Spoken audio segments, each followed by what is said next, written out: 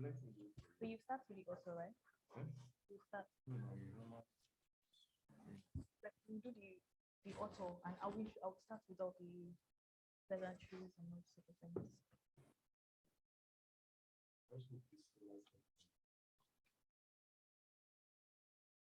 Looks like this. Hello. Okay. Okay. So if you don't know today's book, today we'll be reviewing the book called The Mafia Manager. I'm really, really excited for the book. You know, last week I said I was excited for last week's book, How I Built This by Guy Raz, but this one, I'm extremely excited because there are some things that you feel like, okay, they're actually contradictory with your beliefs, but oh, Chef Keith, this book is amazing. I can't wait to review it with everyone here. So before we continue, if anybody just likes to introduce themselves, tell us, okay, how was your week? How was everything? Anybody?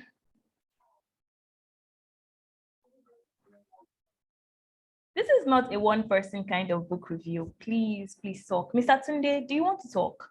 You want to say something? A little I. Okay. I think Mr. Panga wants to talk.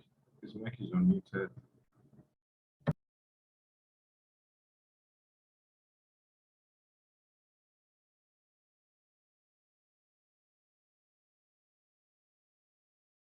I don't think you want.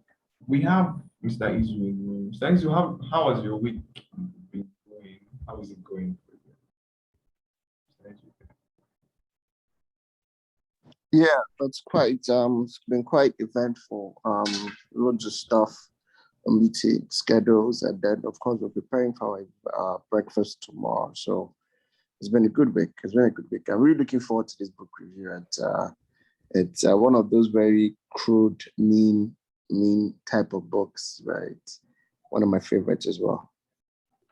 Yes. I think this book is one of the most enjoyable business development book I've ever read so far. It has this let me say dark humor to it that just makes it more enjoyable than the rest. But I think we should just, because of our time, I'm just going to go straight into the book. And we are going to be talking about the author, Mr. V. The author actually doesn't have a lot of information about him because but he is known as someone who was a mafia, is a mafia. Let's say they described him as someone who has been involved with organized crime. And I think that's the only information I could get about him. But before we go into this book, actually note, before we go into this book, we should actually note that this book gives advice and strategies to actually climb the ladder, the company's ladder. So it's more about an employee, rather. The book is more for an employee, than an employer or an entrepreneur. So it tells you, okay, how am I supposed to present myself? How am I supposed to carry myself? How am I supposed to relate with others while in the corporate society, really? Okay, let's move on. So number one thing this book talk about. Ms. Palumi, do you want to say something? Yeah, just a couple of things. Okay. Right. So welcome everyone. Like we said, we're reviewing the book, The Mafia Manager by B. Right. And I'll actually start with this quote.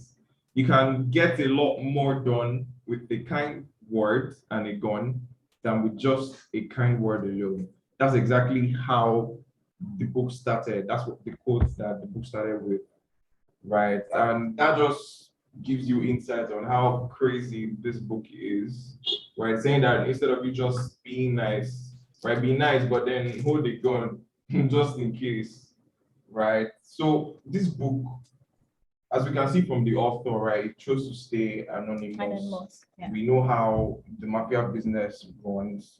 And for those that don't know, we've actually reviewed this book before, a couple of months ago. But then we feel like, we can't just let it go. There are some lessons that we need to, re-emphasize on.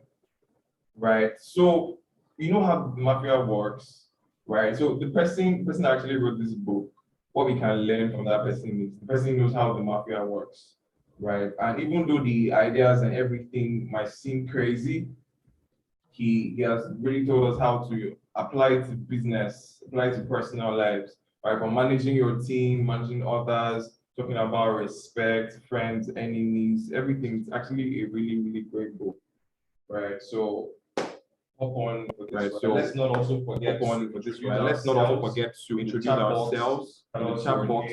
Tell us your name, tell us what you do. Right. Right. I can see a couple of Yeah, you. hi, Hi, Uzoma. Uzoma. I saw you last week. Uzama is back. Hi, Uzoma. How you doing? Hey, I'm fine. I almost forgot. Good evening. Good evening. It's fine. How's your week go? Very well, very well. Great. All right, please, let's also not forget, let's turn on our videos, right? This is a social event. We're here to network, we're here to learn, right? Thank you, Mr. Izu, for turning on your video. Let's do well to turn on our videos, let's just break that familiarity around. So yeah, I'll see you when we get to my section. So over to you, Shalom. Okay, thank you for that, Lumi. So like I said, from the quote that Lumi just read out, it can just give you an idea of who this Mr. V was and his psychology and his mindsets towards the corporate society. And well, we're going to go right into the very first point of today, which is managing one's self. I think it is the most important point out of this book, really, because you can't manage others, you can't manage other people, you can't manage anything without having that discipline to actually manage yourself. And I feel like everybody here would back me up on that. If you don't have self-discipline to do certain things, there will be no discipline to do other things. Okay, and that is the very first thing the book emphasizes. Managing oneself. A true leader knows how to manage him or herself. Okay, it tells us that after we have now developed the strategy to actually manage ourselves, develop that discipline to manage ourselves. And what the book doesn't actually give a concrete okay, let me just continue before I jump to my next point. So a true leader knows how to manage him or herself. And after you have developed that discipline to manage yourself, you can then manage others. You can then assume that leadership role that you want to assume. But first and foremost, you have to be able to manage yourself. Okay? Does anybody want to maybe give an example? Because I really want this to be an interactive session, because I feel like everyone has been in a situation where you feel like, because of I don't have self-discipline, or if you see someone who doesn't have self-discipline in a particular area, and then they kind of misbehave, or they're not able to manage others.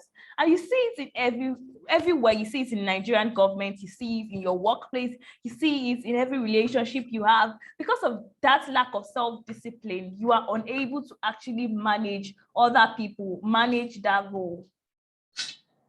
Does anybody want to maybe give an idea? Because I really want us to, unlike other book reviews, I want us to be talking and interacting. Mr. Babatunde, you want to say something?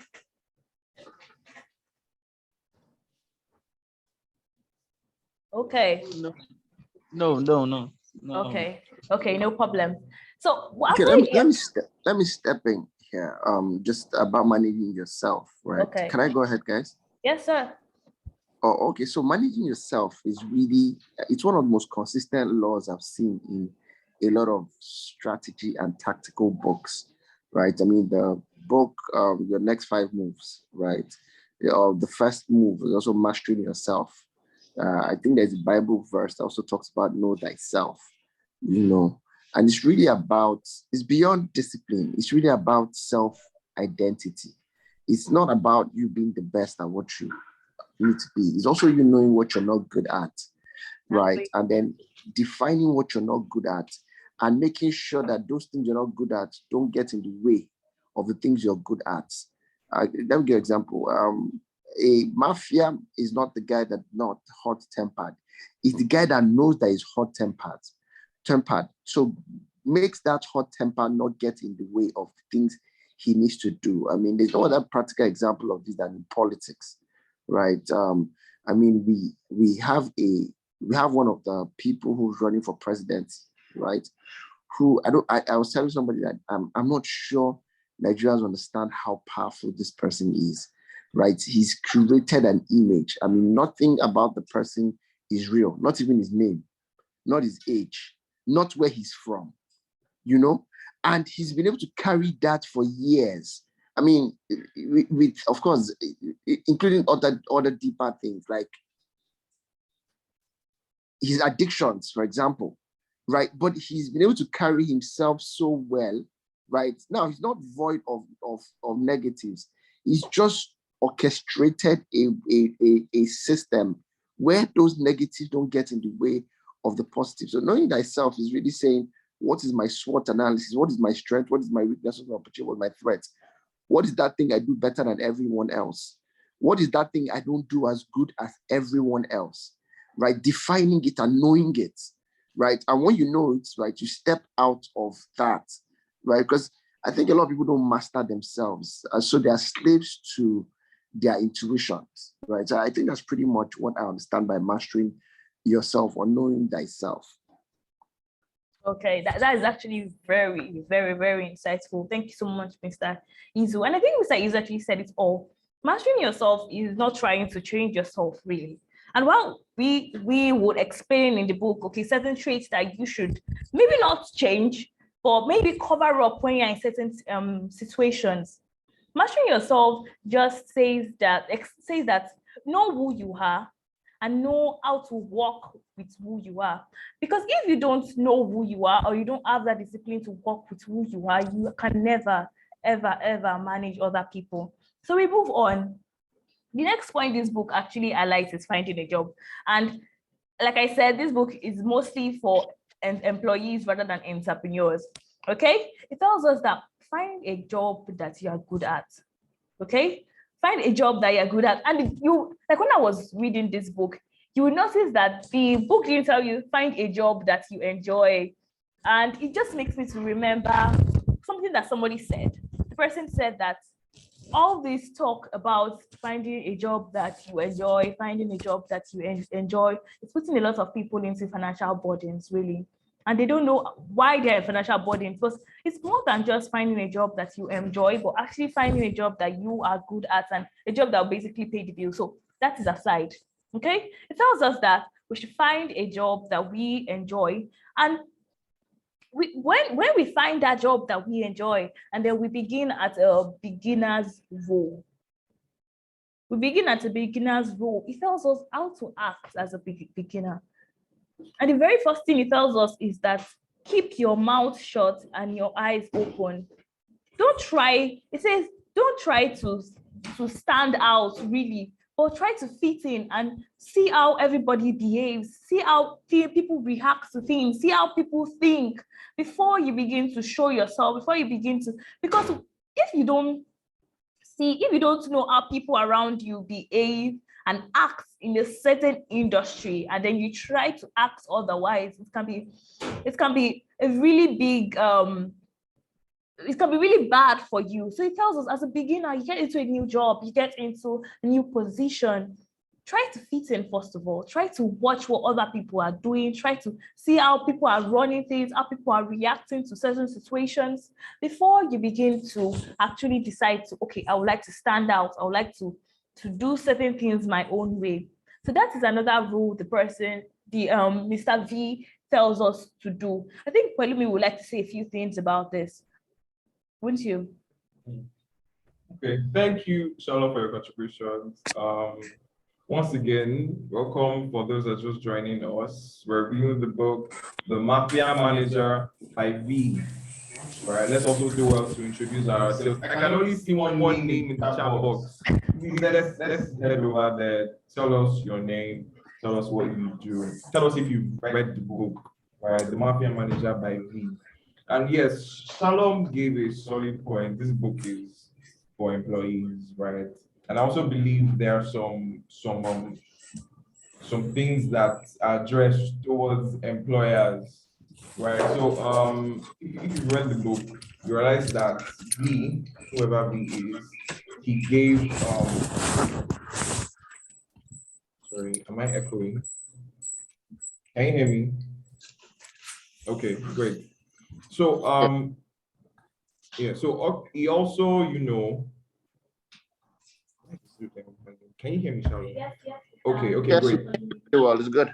Okay, so he also made some points, right, to address employers as well, right? It was as if that section was for, you know, recruiters, right? He gave some rules on how you should, you know, select your employees, you know, bring them, conduct interviews, right? And there's actually one controversial question I want to ask. You know me and my controversies here now, really. So he said, don't hire a high-powered expert, right?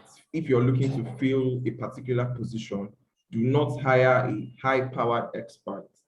Hire someone who is, you know, who's not there yet, who's not at the level you want, but wants to learn. So I don't know if I agree with that or not, and I don't know if we also agree with that. So I'm actually going to throw it open.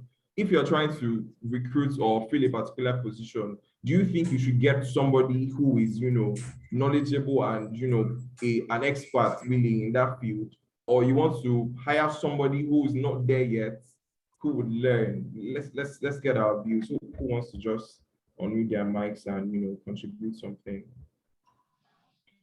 Anybody really? Hope you all got the question. Yes, we did. We did. I even have something to say about it, but I'm going to let someone talk. Anybody can say something, please.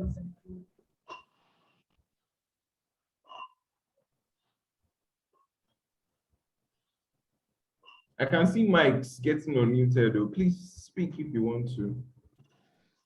Would you rather hire someone who's an expert at the position you want to fill? Okay, so I can see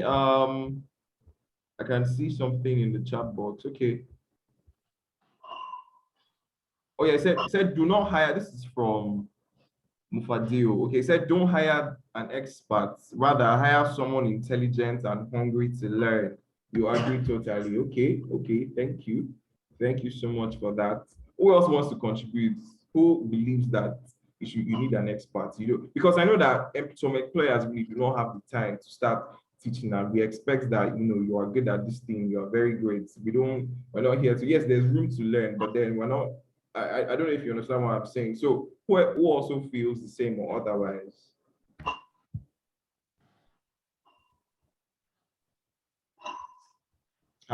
We behold 28 people. There are 28 people on this call.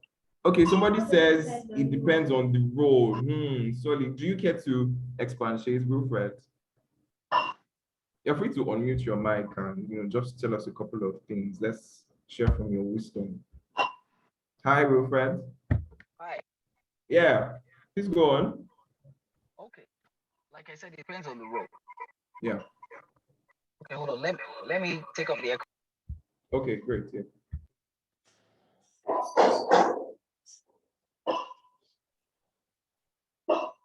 So, Waizola, let me repeat the question. Would you rather hire an expert at the position you're looking to fill, or someone who is, you know, not there but willing to learn? Yeah, Wilfred, we're ready for you. Yeah.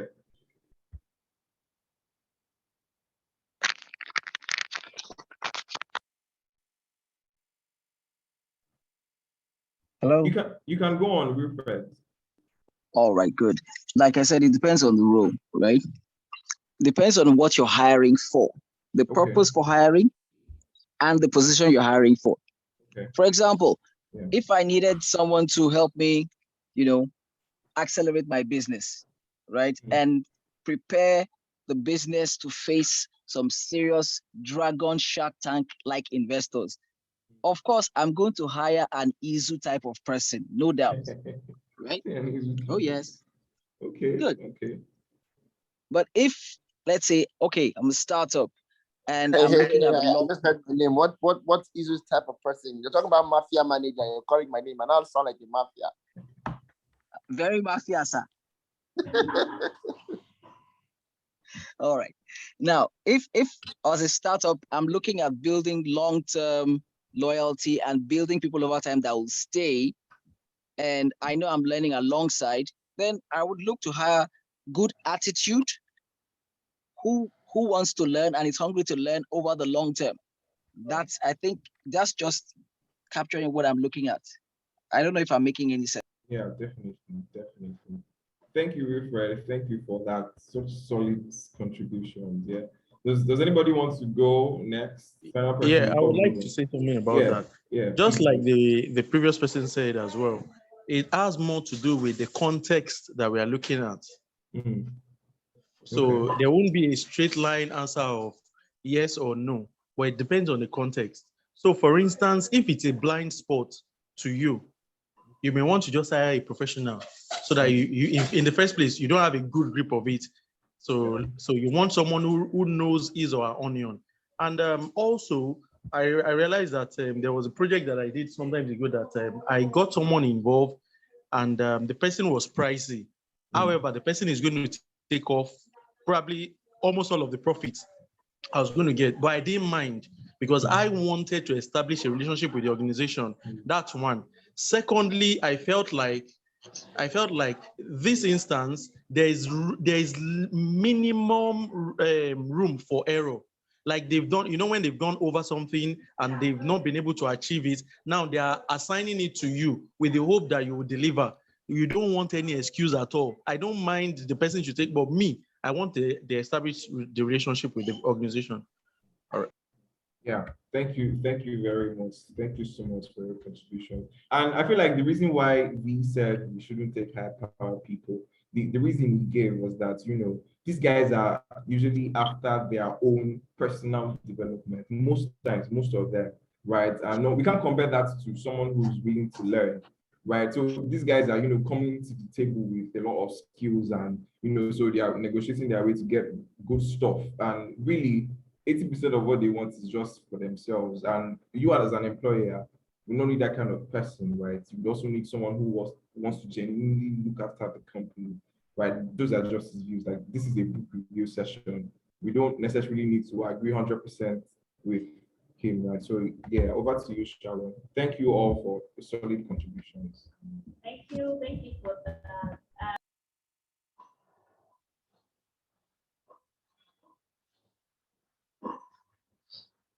Shalom, before you go ahead, right? I'd like to introduce a deeper analogy to where this is thoughts came from. Right? Can you guys hear me? Yes, we can, sir. So in the book, he categorized the corporate world. And by the way, every time he talks about corporate world, he's talking about cartel, actually, because the book is originally designed for Italian mafia network, right? So he said there are 4 categories of people, right? In every organization. Now, the first category is called the dumb and lazy, right? The dumb and lazy. The second category is called the smart and lazy. The third category is called the dumb and ambitious. And the fourth category is smart and ambitious, right? So I just want to put in context. Now, let me say this again. And I want us to choose which one you think should be the best to hire in a company. 1, do you hire a dumb and lazy person? First type of people to hire. 2, do you hire a smart and lazy person? 3, do you hire a dumb and ambitious person? Or 4, do you hire a smart and ambitious person? Sort of a tongue twister, but everybody would assume to hire a smart and ambitious, right? The smart and ambitious are usually what you call a high flyer, right? But in his book, he clearly stated that they're not the best people to hire. By common sense, everybody wants a smart and ambitious. He actually says that the best people to hire are actually smart and lazy people, right? Matter of fact, and so Wilfred was right that why there's no one absolute answer, it depends on the role. So, for example, he broke down that in a company, dumb and lazy people, right, usually have a value, that the ones that do a lot of gossip, a lot of snitching, right? So the dumb and lazy can have value, right? The smart and lazy, which is the ideal person, are usually very creative guys. They are very smart, but they are lazy. Because they are smart and lazy, they get things done through other people, right? I don't know if everybody starts to see the context, right? They're usually the most creative guys. We all, in this world, we all smart and lazy people innovation. right? They're the ones that invent things. I mean, you really must be smart and lazy to have invented a remote control or a Bluetooth. You can't be bothered to stand up and turn on your TV, right? Then you have the dumb and ambitious, usually very cunning. They're the most cunning in all organizations. So I just want to put context. So a lot of these commissions is dependent on the role, right? Of course, if you run a hospital, you don't want to hire someone who's not competent, right? Right. So I think it's important for people to understand the roles, right? Right. And I'll give a practical example. The lion, right? The lion is actually not a very hardworking animal, if anybody thinks about it. But the lion is a lion is a typical example of what you call smart and lazy, right? I don't know if anybody knows that the lion sleeps 18 hours in a day. An average lion sleeps 18 hours in a day. Now let's flip it and look at a donkey. A donkey actually works 18 hours in a day. Now, a lion sleeps 18 hours in a day. A donkey works 18 hours, the opposite. If it's by hard work, the donkey should be the king of the jungle. Right, right. So what he's saying is that when you start up your career, as you grow up, as you go higher, you start to replace, right, a lot of that high energy, right, with strategy, right? So I don't know if that sort of makes sense. Dumb and lazy people are usually not ambitious. They will drain you. They will always drain you, right? The smart and lazy people, right, are usually the ones that sort of what you call it now, creative, right? They have high mind power, right? You know, so I just want to put that in context. I don't know if that sort of makes sense. Yes, it did. Yes, it did that. I'm sorry. Thank you so much for that contribution. So there's only one thing the book actually highlighted in the aspect of time management. I think it relates to what Mr. Izu just said. He said that there are three basic rules for effective time management. And he says, number one, schedule your tasks. Number two, delegate your tasks. Number three, delegate more of your tasks. And it just makes you think about that saying when people say, work smart, not hard.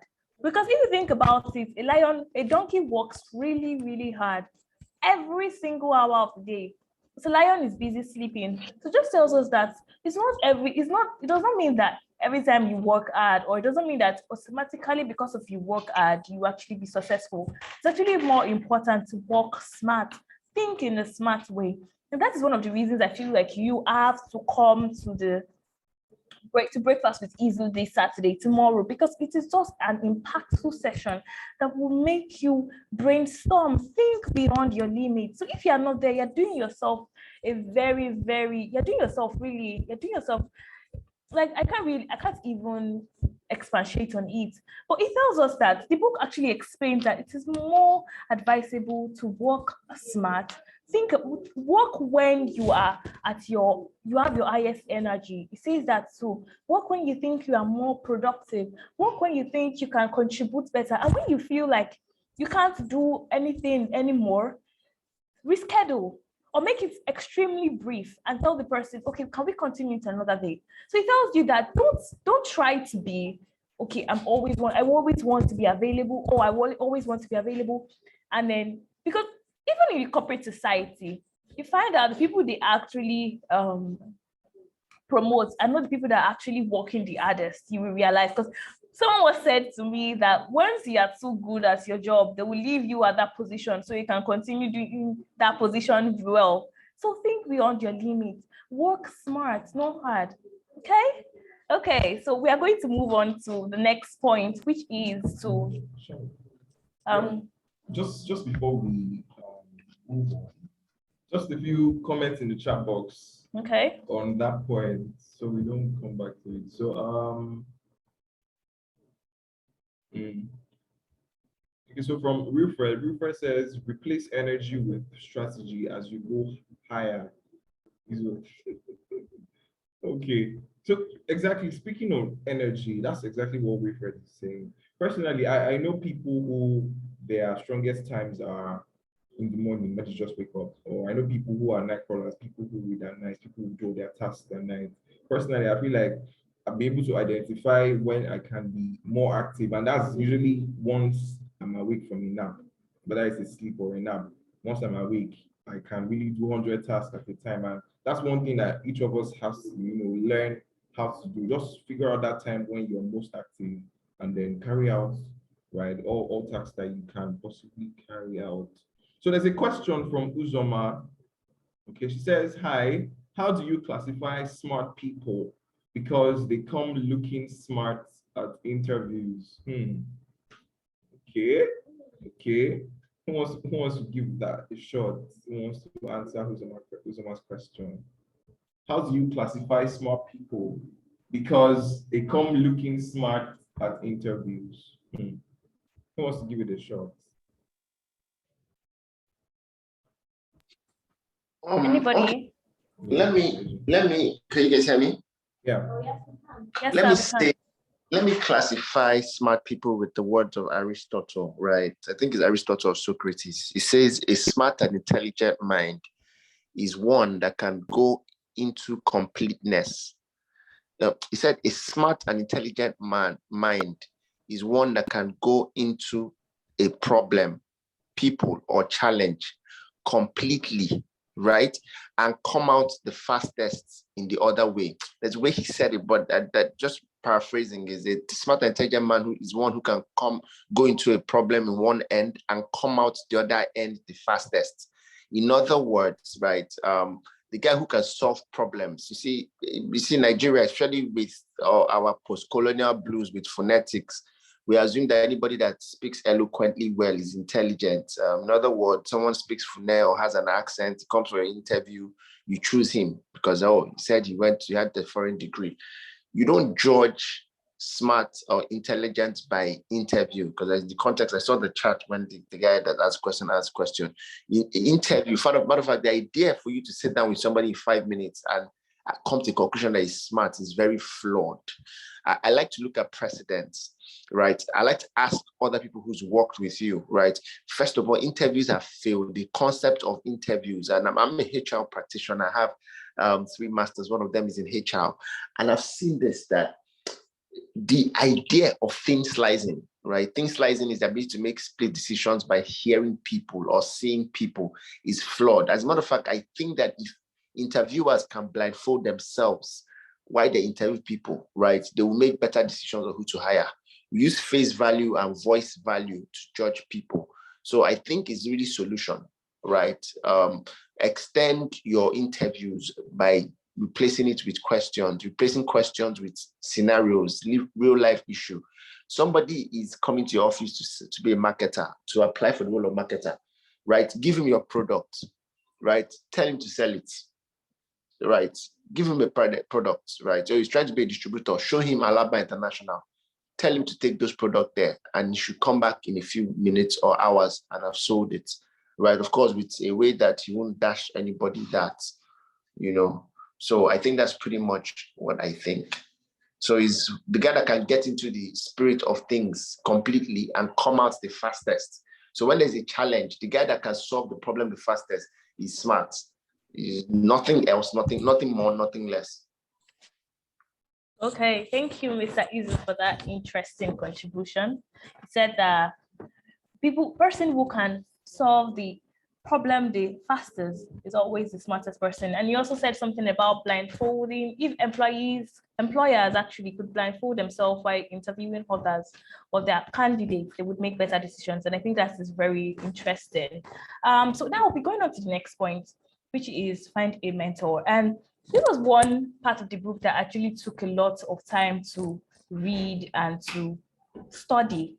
Because when you talk about finding a mentor, you are like, okay, what am I supposed to look out for? What am I supposed to find? And this book actually explains some of these things and explains how to act when you are with your mentor, how to act when you are trying to basically serve someone. Because when you have a mentor, you're supposed to be subordinate to that person, and you have to be able to serve that person in particular ways. Sorry about that. So let's get into it. Finding a mentor. It says that you have to find someone who is above you. Like I said, you have to find someone who is above you. And above you will mean in experience, in hierarchy, in age. Really, it's more than the person can even be your age mate, but would have had more experience than you. So you find a mentor that knows more than you, and you're able to make logical decisions. And you're able to, when a person is doing certain things or taking certain decisions, you are supposed to watch, keep an open eye. Look at, okay, how is this person reacting to certain decisions? How to certain situations? How is he taking certain decisions? How is he interacting with people? How is he doing this? How is he doing that? How is he networking? Where is he at particular situation, at particular times of the day, really, because that could matter. Okay, so we are like, okay, finding a mentor, and it tells us that you must have the capability to actually follow him and serve that person. Never try to be, oh, I know more than my mentor, or okay, I think I know more. I think it's more than him in certain aspects, and okay, I feel like I can make a right decision in this aspect. But really, be able to bow down to that person's decision and let that person protect you, totally protect you, and take you under his wings, really. So find that person, because the book also says something about once you have a mentor and you have chosen your mentor wisely, okay, it actually can accelerate your speed in life, because that person can take you to places you never dreamed of being at. So now okay, let's say you find a mentor, you are able to submit to that mentor, you are able to observe that mentor, okay, this is how the mentor reacts to certain decisions, this is how the mentor take decisions, this is how I can be useful to the mentor, really, because you have to be useful, you have to offer something, you can't be a parasite, really. You have to be someone who can can offer solutions at a particular period in time. You have to be someone who is smart, someone who can look at certain things and be like, okay, this is what my mentor would like. Because after a while, you can't just be lackadaisical and be like, okay, I'm just following him because I want to learn. But you actually have to be very intentional. Look at the person and be able to you have to know his next move, really, because that is all about, that is why you should have that mentor. Because if that mentor is really your mentor, you would know the person.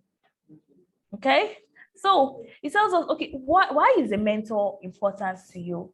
And it's more than just I'm looking for someone who can accelerate my growth. It's more than I'm looking for someone who can advise me in certain decisions, or someone who can help me can take me to places I never thought I would be. But it's actually someone who can make logical decisions and help you to look and think differently than you would originally or normally think. Because having a mentor that would sometimes contradict your decisions or tell you to do certain things when you feel like you should be going another way will help you think, will help you think and be like, okay, why is this person thinking like this? Why is this person saying I should do this instead of that? And while the mentor's advice might be contradictory to others, most of the time the mentor is actually right. Why? Because the mentor has been in your shoes, the mentor has been in that particular situation, and he knows what is right, what you should do, who you should meet, how you should think, how you should make decisions. And if you're someone who isn't monitoring your mentor, you aren't looking at what your mentor is doing, you aren't observing the right things, you actually not be able to go through that situation in life. So another point this book makes is have a mentor. Find one, a good mentor, someone who is wise, who is advanced, more advanced than you. Okay. So let's move on to the next point. Does anybody want to maybe shed some light or say something about this point I just spoke about? Hello, Mr. Izu, do you want to say something? Yeah, absolutely. Yeah. And this is so important. See, I'm looking at something. You see, one thing that's making blacks, I think black is by far one of the most backward race, right? And I would attribute that to not having mentorship, right? Matter of fact, in America, the most successful black person in politics would be Obama. And we attribute Obama's growth not to his brilliance, is the fact that Bill Clinton carried Obama under his wings, right? And that's something that Blacks don't understand. And thank God we're talking about this book, and it's a mafia book. And mafia, the original mafia is Italian, right? And for people who are even Roman Catholics see this a lot. See, I'm not sure I understand how the Catholic system works, but I know there's something they do in Catholic where somebody has to have a godfather. Also, is it godmother, godfather? I'm not sure there's a name for it. Like when I think somebody sponsors somebody for something. I can't remember. I think baptism or something, right? And that's why if you also look at the Catholic Church, they have one of the lowest rates of divorce, even in marriage, right? Because very unlikely would you see a couple that's married and not have an older couple mentoring them. Now, when they act like Blacks are the bloodiest in America, right? And in terms of gangsterism, I always laugh because Blacks are actually rookies when it comes to gangsterism, but just loud. So it looks like Blacks are the most crazy. I mean, the Chinese mafia in America is bloody. The Italian is bloody. The Jewish is bloody. But how come these people don't get into trouble as much as Blacks? I don't know if you know, Blacks make up the highest population of people in jail in America, right? And I've attributed to that. Blacks are the only ones that don't have sponsors, right? And people will always deal with you in this life if they think you don't have a backing, you don't have a sponsor, So I think everybody in business has got to have one egbon in their life, right? And it dates back to even pre-Christian, right? I mean, Socrates mentored Aristotle, right? Years after, Aristotle became the biggest philosopher in the world after Socrates passed. Now, Socrates mentored Alexander the Great. Alexander the Great became the greatest philosopher and probably the greatest warrior that's ever lived. Can you see that trace? The same thing goes with, I think, is it Leonardo da Vinci, Michelangelo, and is it Michelangelo, the triad? There's a triad of Renaissance painting, Leonardo da Vinci, Michelangelo, and I can't remember. They are all mentored. At some point, somebody passed on the baton to the other person, right? My point is, who is passing the baton to you? Or better still, who are you passing the baton to, right? And while everybody say have a mentor, I always say have a mentee, right? Because it's always spiritual, right? You can't pour from an empty cup. Because what a mentor does to you is a mentor depreciates when you appreciate. And this is even a good wake-up call for people who confuse mentorship with slavery or serving. In Nigeria, the sad thing about our mentors, when people come to us and say, come and mentor me, we start to play God in their lives, right? We start to play God in their life. Matter of fact, I was talking to somebody of recent about another industry in Nigeria and you've seen industries that are doing well in this country. You see that there are industries that have this mentorship thing going on, right? Look at what Don Jazz is doing with the likes of Ira Star, right? Look at what Ashake, right? Is that his name? Is doing with Olamide. Look at what Olamide is doing with Ashake, right? You see the industries that are doing well in Nigeria is also religion. I mean, I like to call religion an industry because it is what it is, right? You look at the Pentecostal movement, you see how the Pentecostal is far ahead of every other denomination because of the same mentorship thing. I mean, Idahosa mentored the likes of Oyedepo, right? Oyedepo has mentored the likes of, what you call them now, Ibiome. Ibiome has mentored the likes of, there's just a whole, you can see grandfather, father, son in the religious, in the Christian Pentecostal movement. I mean, this Elevation Church guy came from, was it Daystar?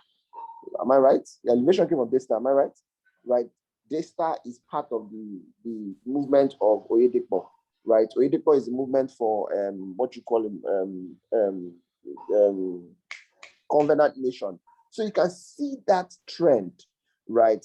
So anywhere you see, matter of fact, if you look at the most successful politicians in this country, you give it up for the Southwest and the Northeast. And you see that the Southwest and the Northeast are the only ones that understand this mentorship thing. Somebody passed the baton, right? You see how far back, if you look at an Abiola video, you see a young Bola Tinubu in the background, right? And that's just really how life works. So please, this is a wake-up call. No matter how brilliant you are, how well you're doing, you've got to have a sponsor. People will deal with you if you don't think you have a sponsor. I just wanted to throw that in. Thank you so much, sir. Thank you so much, sir, for that insightful contribution. The book actually tells us that we should find a mentor who can be able to nurture us, someone who has more experience and a more practical views than us, really. And I feel like this is something that this generation of today may actually take for granted, because if we don't understand the importance of having someone to take our hand and basically walk us through the path that the person has previously walked on. Okay, it tells us that when we are making decisions, the place of a mentor cannot be overemphasized, because that person can actually tell us, think this way, because of they are not involved with the emotions that we are involved in, and they are able to think practically. So have that mentor, have that person that you can be accountable to. Extremely important. Mr. Izu said that if you don't have a mentor and then you go to certain places, you meet certain people, they will deal with you. Not because of they don't meet people like you every day, but they don't think you are someone to be talked to, or someone to even spend their time with, because of they really don't understand. They don't let me just say, they don't rate you really. So they don't know who you are. So why are you coming to meet them? So that is a place of a mentor. A mentor will take you to places that you only dreamt of, because of that person has the power to do so. So right now, Happiness will be coming on just to tell us a couple of things about the Breakfast with Easy event happening tomorrow.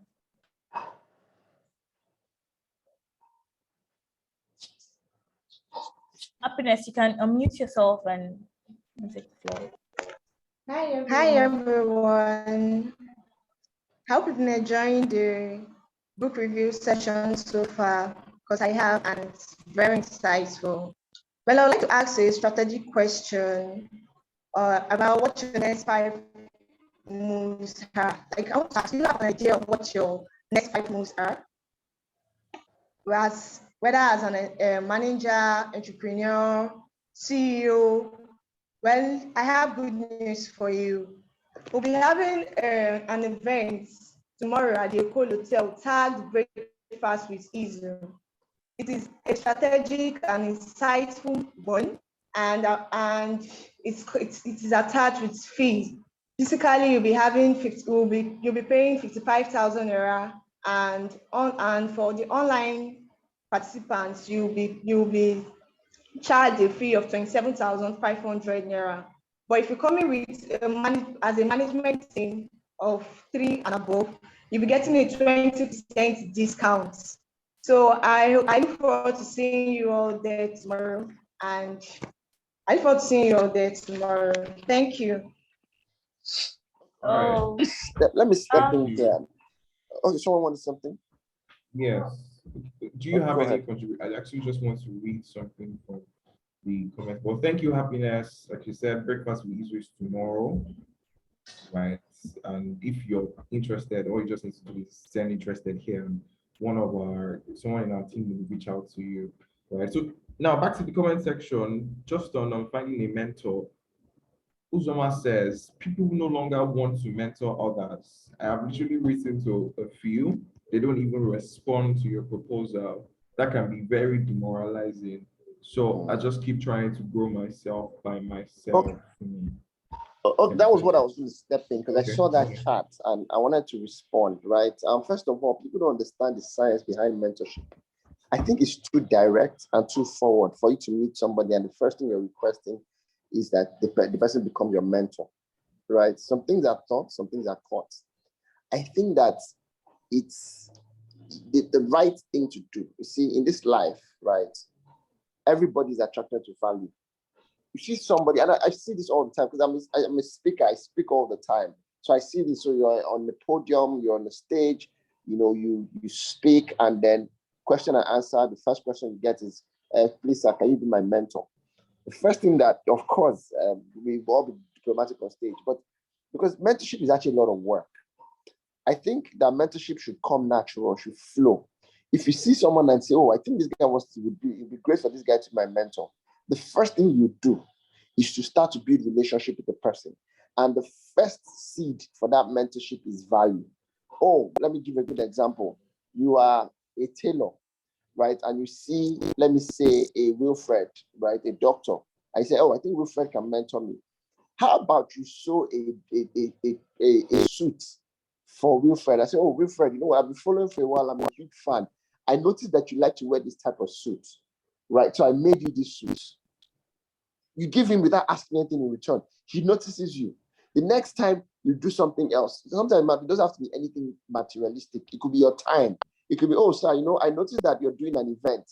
Please, can you give me your flyer? Let me share. Or can I come and help out in the session? Right? Is there anything you need me to do? Right? You know, oh, and then from there, you begin to develop relationship. The guy is going to wake up one morning and realize that he's become so close to you. Right? Matter of fact, what I noticed that the biggest mentors, I've had the same mentor for the past 15 years, and I can't ever remember me going directly to ask him, sir, can you be my mentor? We just vibed to the point where it's clear, right? It's very clear that this one is your mentor. And then it comes natural. And then, of course, everybody now says, oh, it's your mentor. And you know that this person, right, is the right person for you and you're the right person for him. So I think you should be more subliminal, right? Use value to gain their attention, right? Don't haggle people for being mentors. Chances are that person you're asking, right, has a lot of people who are asking, and he's also been burnt, right, from being a mentor, right? I don't know if that sort of helps for the person that asked the question. Yes, I did. It did. And this would just make me to emphasize the point where I previously stated, saying that we should provide value to our mentors. We shouldn't just be parasites. Provide values, do things for the mentor. You know, I once attended a seminar, and the one point that was raised was that when you're trying to connect with people, network with people, you're trying to build relationships with that person. It's more than just okay, here's my business card, let me take my business card, let me take your business card, or let's just meet from time to time, and then you can just advise me when I have a problem, and that will be it. But actually building a very strong relationship with that person, providing value, and that relationship would actually start from you offering something to that person. It might not be too big. You might be, okay, the person is going somewhere and maybe it's finding a difficult time finding a hotel. Then I say, oh, okay, I know this person, and then we can find you for a room for a night. Very small things. Oh, I need someone to do this for me. You can just offer yourself, okay, I can do that for you. Why you shouldn't be too pushy, but make yourself noticeable, and then slowly, you build a relationship with that person. And that is how a mentor and mentee relationship is founded and it begins. I think Palumi will take the floor now to explain some other points. Palumi. All right, thank you, Shalom. Thank you, everybody.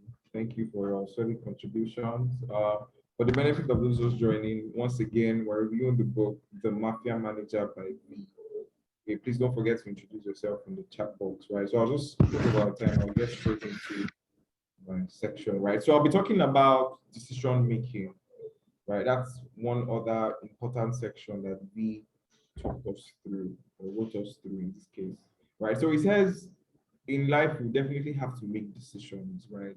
And every step of the way, you have to make input. Some would be critical, some would actually be, not also critical, but then you have to make decisions. And he gave a 4-step guideline on how you should actually go about that. The first of which is getting as much information as possible, even if that involves beating people to do it. I'm not saying you should beat anybody, so you should get information right. We know how violent he was in the book, but the point is do whatever you can to have the most information you can get, right?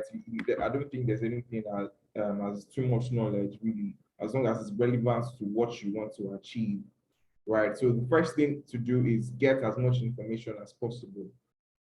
Secondly, it says list the consequences of each alternative decision or alternative choice in this case, right? And why I actually find this quite interesting is it links us back to the book we reviewed, Your Next 5 Moves, right? Thinking ahead, if I take this decision, what would happen? If I take this, then what would happen after that? Or if I don't take this decision, what would happen? Right? That's even the whole point of the session tomorrow, Breakfast with Israel, right? Discussing how you can use strategy structure to discuss your next 5 moves in business. So back to the book, treating individual consequences, isolating things really and say, if I carry out this action, what would happen? Right? The benefits you get is you can't even compare that to just taking rash decisions. Let me just take this and see what happens, right? So taking and isolating consequences of each alternative choice that you have. Okay, and then thirdly, solicit opinions from others. And we're going back to the point of getting a mentor, right? Once you have a mentor, things might not be all that easy, but then it's definitely easier than not having a mentor. And this might not just even be a mentor going to meet your mentor. This can be people around. Hi, can I get a second opinion on this issue? Right. So having the most information you can get, isolating consequences of the alternative choices, and then soliciting third, second opinions, and then finally trust your instincts. Right. More often than not, your instinct is always right if you know what you're doing, anyways. Right. So I'm coming with my controversial question, not this section, but Shalom, you can continue from there. Thank you so much, Pelumi, for that. So I think I'll just say a few things about decision making, and one of the points would be that the book actually says that when you're making decisions, think about the worst possible scenario that could happen, the worst possible outcome. Okay, what could go wrong? Think about the consequences of every action that you would take, and then before you actually make your final decision, that will just bring us back to the book that we read last week. Okay, before you take that jump, before you take that leap, think about every decision, everything that would go wrong. Think about, if I take this decision, what could happen? If I take that decision, what could happen? If I take this decision, what could happen? And once you think that's true, once you finally think about all the outcomes, all the consequences, then you make your final decision. Do your due diligence, make research. And it also tells us about building relationships, really. Okay, it's more than, okay, we might say it's hard to find a mentor, it is hard to find someone who would take time to advise me on certain challenges I might be going through. But we have relationships among our peers, and we might take that for granted, really. But you have to be aware that these people that are around us might be the people leading the industry in the next 5, 10, 20 years. So build that relationship and maintain that relationship. The book actually tells us that so that's actually one thing controversial about. It tells us that we should be cordial with everyone, but we shouldn't build long-lasting relationships. So what do you think about that? It tells us, okay, I'll be pleasant with everyone, make friends, smile, be cordial, really, but don't make long-lasting relationships. And what is your view about this? Because I really don't agree with that part of the book. Really, I read that and I was like, okay, what is this? So someone should say something, because I know people do not agree with that. Anyone? Anybody wants to say something? So everybody agrees with the saying that we should be pleasant with everyone, we should be cordial with everybody, but we shouldn't make long-lasting relationships. Wow. Ooh, I've always said that in summary all the time. Let me sum it up. It says, this is only my ideology with things: be friendly, but have few friends. Be friendly, but have few friends. Be open to everything and attached to nothing. Right? I totally agree. Right? First of all, genuine relationship and friendship, right, is a lot of investment. Sometimes liabilities. So you choose your good liabilities, right? Because I feel like a lot of people lose themselves trying to immerse their lives in that of others. A lot of people lose themselves in the friendship of others, right? So I agree. I've seen people get into trouble. And by the way, once again, for you to see this thing, you need to take out your emotional and moral capacity, things the way they are. One of the biggest issues I've seen around social circles is people inheriting people's beef. I never understand that thing. I don't think that my enemies, I don't believe that my what's the word? Blind loyalty, right? And a lot of people get into trouble. Let me give a good example. Let me say the feud between Obasanjo and Tinubu, right? It's going on for years. I heard they met yesterday, fine for them. Now, because Obasanjo Obasanjo has not done anything wrong to you. Just because Tinubu is your guy, you therefore inherit hatred for Obasanjo. I see people do this thing all the time, like how? Especially in corporate, because corporate world and politics is very alike, right? You see, it's a spectator sport, right? You know, two people are fighting, other people are watching, right? At the end of the day, those two people that you're inheriting their beef can even eventually become friends. So I think that people should keep cordial relationships. I like to call them acquaintances, right? And there's a theory around it, right? I really wish I remembered the theory now. It's a theory by I'm trying to remember now. It's a theory of weak ties, right? The book, what's the name of this book now? What you call it now? In the book, what book is that again? I think it's Talking to Strangers by Malcolm Gladwell, or The Tipping Point by Malcolm Gladwell, right? He talked about this a theory, I think in 1974 theory by Mark Granoveta. Yeah, Granoveta also, you know, and the survey was about getting a job. So they looked at people who got a job, right? And they interviewed 282 people who got jobs. Now, pay attention to this. 282 people just got jobs. And they wanted to find out how they got the job. You realize that 56% of the people that got the job through a personal connection, right? Now, of those personal combination, right, majority of the people who got jobs got it from people they don't see often.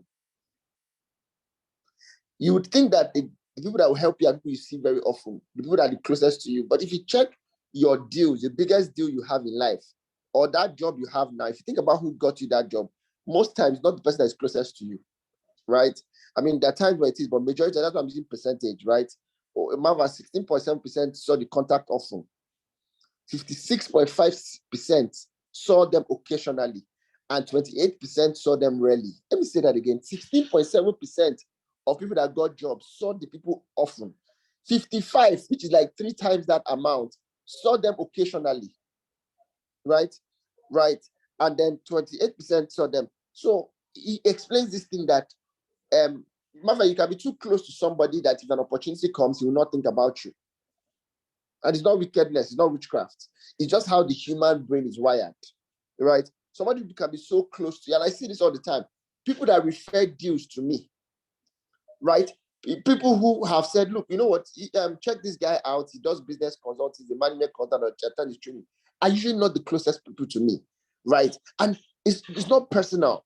It's just the fact that, like in Nigerian grammar, they don't rate you. You know, there's something called information immunity.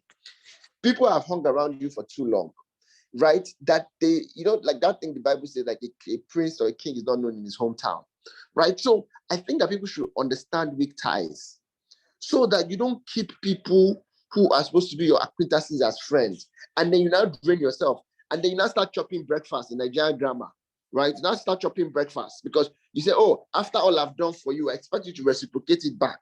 Or after how close I am. But just understand that human nature in itself, and that's why we read the book called The Law of Human Nature, right? Matter of fact, the friends who are so close to you can't even help you. You know why? They are so close to you that they share the same network as you, right? Your friends occupy the same world as you. They live near you. They go to the same churches as you. They go to the same parties as you. Then how then would they know people that you don't know to give you opportunity? Right? So very disruptive thinking, right? So I agree, be friendly, but have few friends. That's why for me, every now and then I'll do a breakfast with Izu, I'll do a decoded session, I'll do a hangout, right? Just to keep in touch with people, but not to be too in touch with people that you show up in my office unannounced.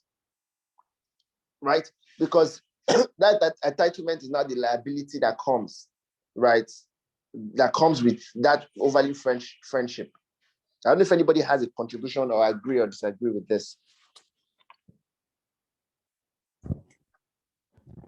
A lot, really. That is a lot.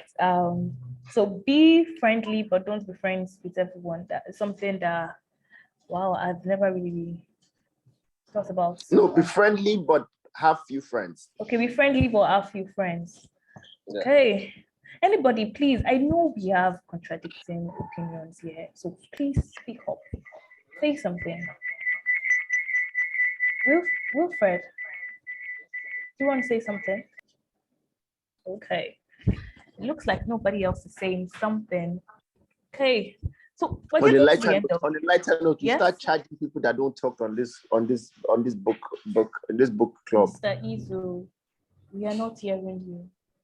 Please, let me say that something. again? Good afternoon, everyone. Good Chaina, do you want to say something? Yes, I'm saying something. I am just joining just so late, but man, I like what the CEO just said about being friends with a limit. I would like to hear the full recorded version of this, please. Thank you so much. You guys are doing amazing work. Thank you very much. Thank you. Thank you, sir. You can just put your email address in the chat box and we will send you the recording of this decoded book review. So thank you so much. Mr. Izu, you were saying By the way, something. before no. I just wanted to say that we're turning this into a podcast, so we can always go to any of the major podcast channels or even on YouTube to watch the recordings, right? And if you're here, you're not a member of our book club or a business club, that's HPC, please signify, right? I assume that once you're here, please drop your phone number and your email so we can add you to our network so you stop missing a lot of these conversations. Hexavian is big on social engagement and interaction, and you can see that with our events and stuff. Hi, Shalom. Hello. Hello, yes, Shalom. Is Uzoma? Yes. Yeah. Time you said you were going to drop a soft copy of the last book we reviewed. Oh, okay.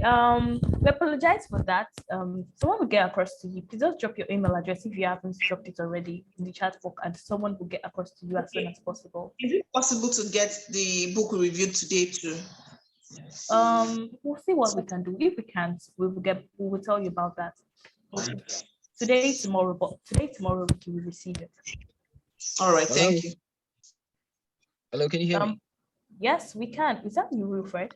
Yes, it is. Hello? Yes, can you hear me now? Okay, keep going. All right. Yes, we can. Well, okay, fine. So I'll just borrow a leaf from what Izu says quite all the time. Scarcity creates value, right? Familiarity breeds contempt. And there's something we say in Nigeria, see finish, right? Now, I've seen, okay, well, since we're on Hexavian platform, I've watched Izu, right? And I've seen Izu's name come up in some spots, and I'm like, okay, this is good. And but however, I've actually had the privilege of watching Izu around people, like you mentioned, people who feel entitled. And there's a clear difference because people will treat you as they perceive you, not the way you want to be treated. People will always treat you as you are perceived. So what you're working on is the perception of you, and you need to guard your personal space closely. I recently had an experience with someone who felt entitled to my personal space, and the person kind of berated me to an extent. And when they recovered from their momentary fit of, whatever, they suddenly realized what they had done and trying to worm their way back to me, but they've lost access to my personal space because I have to guard it, So it's quite important how you are perceived, and that is vital. Guarding your personal space. You can be friendly with everyone and be friends with a few. It is very, very important so that your value doesn't diminish, and that is very, very important. Your perceived value, like Izu would always tell us, what is more important than what you're selling is what the buyer thinks they are buying, and the buyer could be anybody: your brother, your sister, your wife, your mom. So if they undervalue what they're buying, they will treat it badly. So it also depends. You could have 1 hour you could be with people who think, wow, you are the next best thing to God. The next thing you could be with someone else who thinks you are the worst thing next to whatever, So it's important. Meanwhile, you're the same person. So it also depends on the value you project. So I think I'll just stop there for now. Yes, wow, that is a lot. That is a lot. Thank you so much, Wilfred. I think one thing I got from you is that people will treat you the way they perceive you, not the way you would like to be treated. And that is so powerful. That is so powerful. And I feel everyone should know that. And when you walk into a building, when you walk into a discussion, carry that with you. Someone would say that even when I feel, even on my worst days, I look like it's my best days, this is the way I carry myself. So really, carry yourself well and think, and it's because it's more than just what you feel on the inside, but it's what people actually see and perceive about you. So thank you so much for that insightful contribution, Wilfred. So we're getting to the end of today's Decoded Book Review. We have not gotten to many points, but we would just like you to take your time to read that book. If you would like to get that book, please drop your email addresses and your name in the chat box, and someone will get it to you as soon as we can. Today, tomorrow, like I told Uzoma. So yes, now we are finally concluding. Does anybody want to just give a quick recap? Okay, I learned this. I took this away from someone's contribution. I took this point away from what was explained. This is what I got out of the entire book review. Any contribution, I read the book before, and I feel like these points should not be left out. Anything at all, any contribution will be appreciated.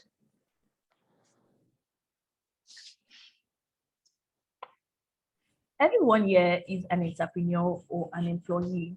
So you obviously know how to talk in public spaces. So please don't feel shy. You don't have to put on your camera or anything. So just say something, a line or something. Mr. Easy is going to go. Hello. He's going to talk again. Hello, who is that? Hello, good evening. Okay, Mufadi, please speak. How are you? Yeah, well, I learned so many things. Hello. I'm reminded. Hello. Mufadi, go on. Yeah, Yes, I said yes, I learned so go many on. things. Yeah, I'm reminded about the concept of being friendly Please, and do can not you make say too many one friends. point that you learned? I just said that I've been reminded about the value of being friendly to a lot of people, but having very few friends. Okay. Very important in life. Very important. Thank you so much, Mr. Mufadi. Anyone else? Anyone else would like to say something? Time is running out. This is your chance. Okay. Looks like nobody wants to speak. Well, Fumbi. I can okay, add Mr. another Mufadi, one. go on. Yes, Yes, I can add please. another one about how to hire people by giving them practical tests rather than the theoretical written text and one moment of interaction and considering them to be smart. Yeah. Okay, thank you so much, sir, for that contribution.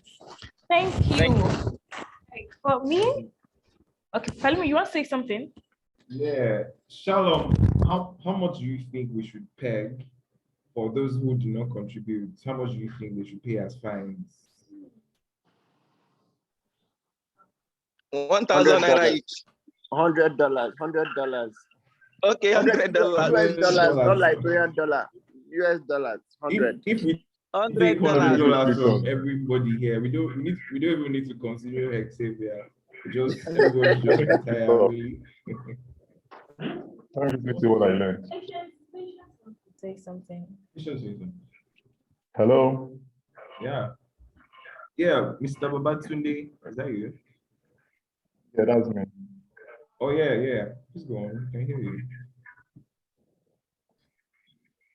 I learned a whole lot, but I would just say this one thing that stood out, which is what Mr. Isu said, that if employers could cover their face to pick their worker, and then just not use face value and speech to pick their worker, they would better. So I think the next time we are going to be employing, I'll just find a way to cover. So that one stood out for me. And the fact that I learned a lot, but that one stood out for me.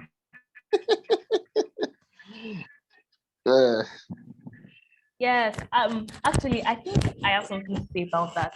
What if you pick someone who doesn't virtually, oh God, help me, who doesn't look like who you would like to employ? So the person look ras, the person doesn't dress well, but you close your eyes and you employ that person. In that type of scenario, what would you do?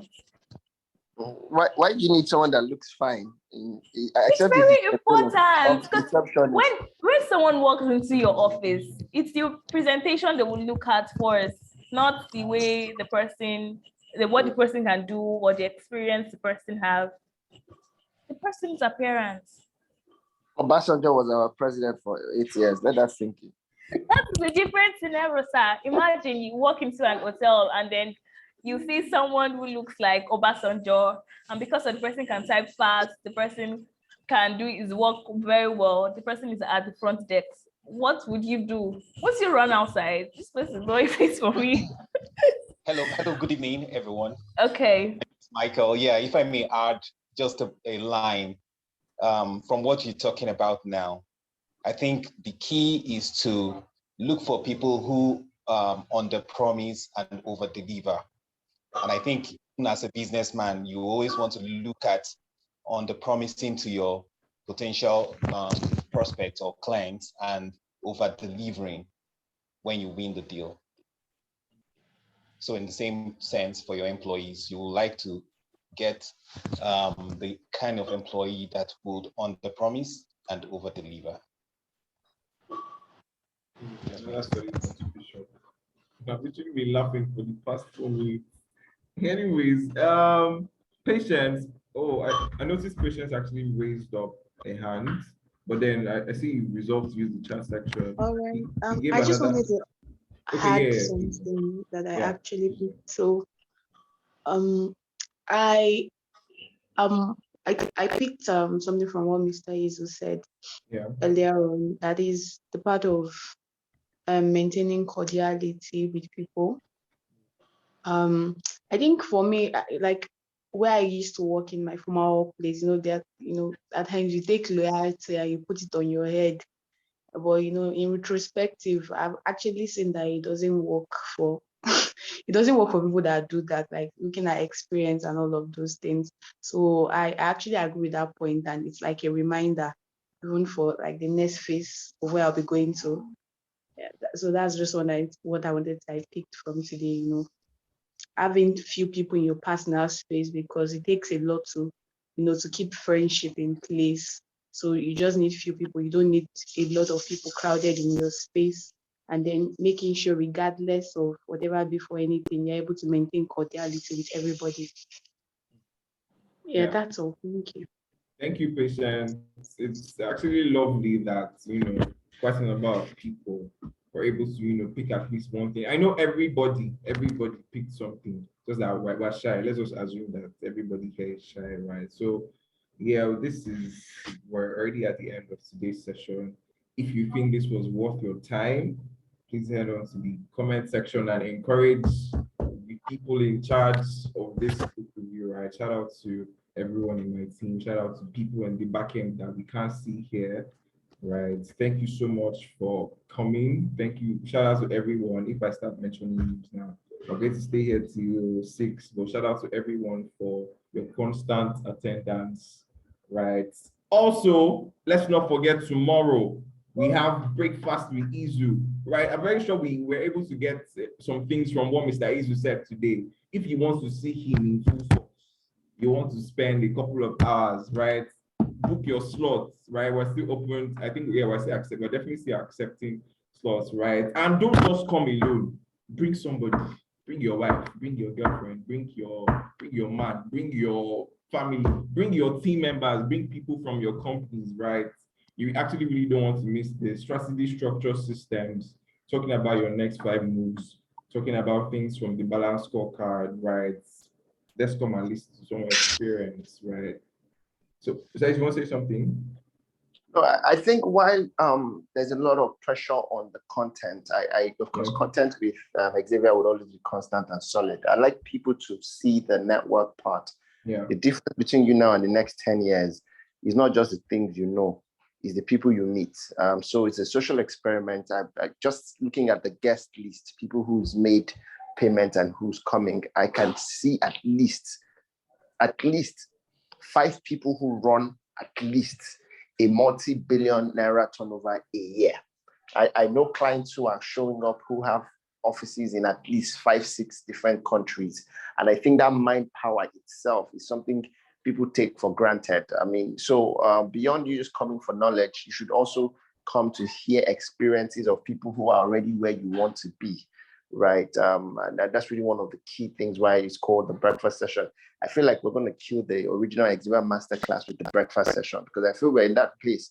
Our clients are actually grown to the point where it's not knowledge that they just need, it's network and mind power. You know, I'll let you to ponder on this.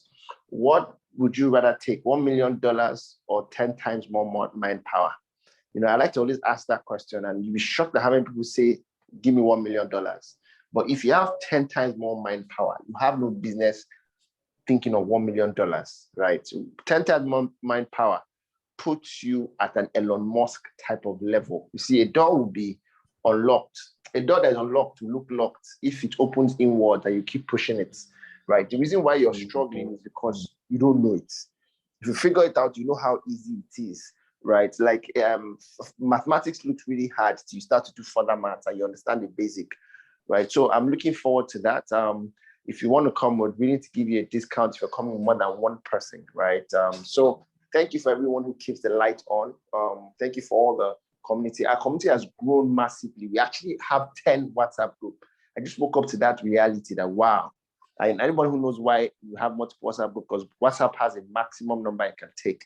So in the last 10 years, we've been creating CEOs of almost every industry, and they're all on our network. So if you're here and you want to join HBC, we'll try as much as we can to keep it free, right? So join and engage. And if you're also on the WhatsApp group, you notice there's a lot of innovations we're doing. We're playing or fiddling around with the title so that people can know what's going on at any given point, right?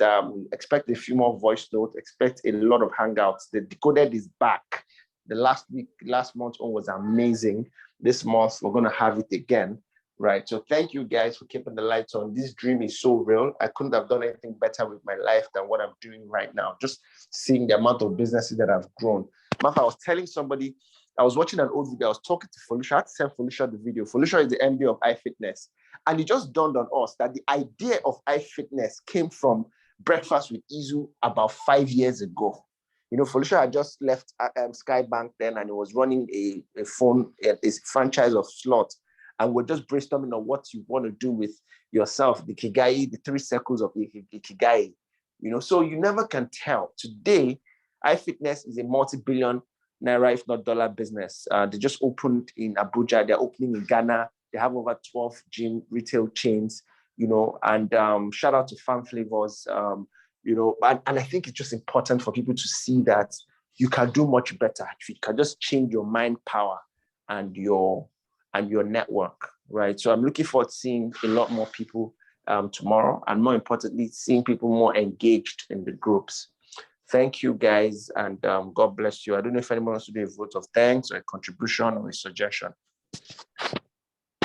Yeah, in addition to that, so if you're interested, just send interested in chat box, someone reach out to you. Or if you're on our HBC, you can just send a message to one of the admins, right? Anybody can really reach out to you, right? We only have a couple of hours left, so please stick the smart move.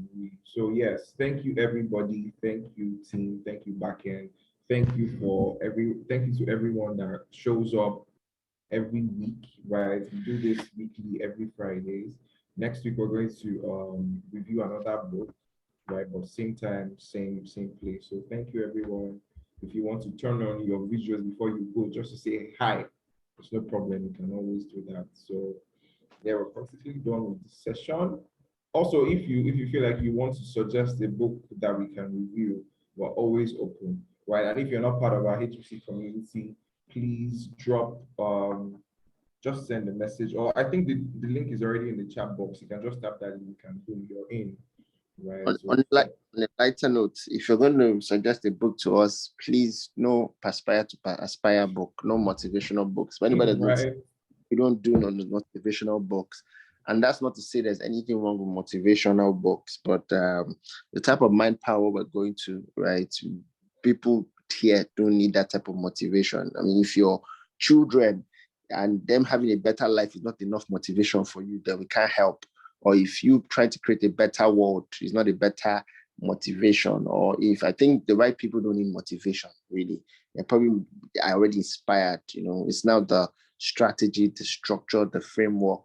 For me, I've summarized growth into 7S: strategy, structure, systems, staffing, shared value, right? And I remember what the rest of the 2S is, right? So always, if you notice our trend in our books are core high-level management books and high-level strategy books, because as you get higher, it gets colder. So power plays, I think the most constant books we reviewed are power play books. We reviewed Law of Human Nature, we reviewed the Laws of Seduction, we reviewed Mastery, we reviewed Mafia Manager, we reviewed The Art of War. You can see all our books are sort of a bit brutal, because I think that's what Nigerians don't understand. Social currency and the social impact. People underestimate the power of the social circle, right? Social sphere. There are different intelligence, and people don't understand how powerful social intelligence is in itself. So yeah, recommend a book if you want to. And we're officially done right now. You can leave if you want, but you can turn on your video so we just have banters like we usually do. I also noticed that a lot of new faces on these groups, right? And I feel like we're losing our vibe in terms of knowing people one-on-one. A lot of names I don't know who they are. It'd be just really great for you to introduce yourself, right? I don't know who Patience is, for example, right? Patience, you can tell us who you are, right? Uchenna and Uzo. Don't know which Uzo that is. I heard about you last week. They said that there was a lady that came and was very on fire on the chats. Uzo, I don't know, are you on our community? What do you do? Is Uzo there?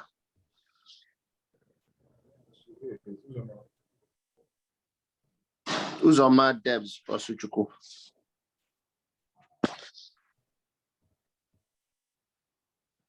Okay. A lot of people have gone on the ground. So guys, thank you so much. Shout out to everyone who's been here. I'll see some of you tomorrow and see the rest of you guys at any of our hangouts. Au revoir.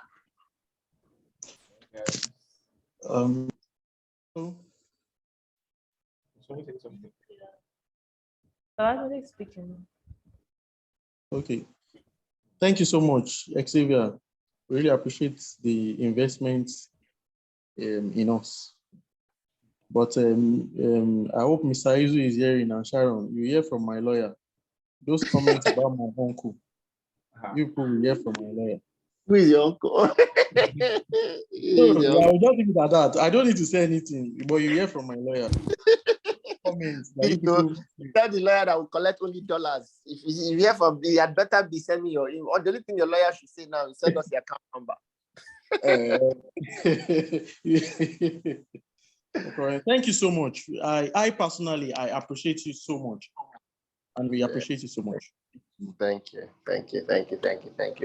Who the pure onions? I'm crying. All right, guys. Thank you so much. Pelumi and Shalom, you guys are doing amazing work with this experiment, book club experiment. I'm loving it. All right, thank you. Take care. See you guys. Bye-bye. I'm out.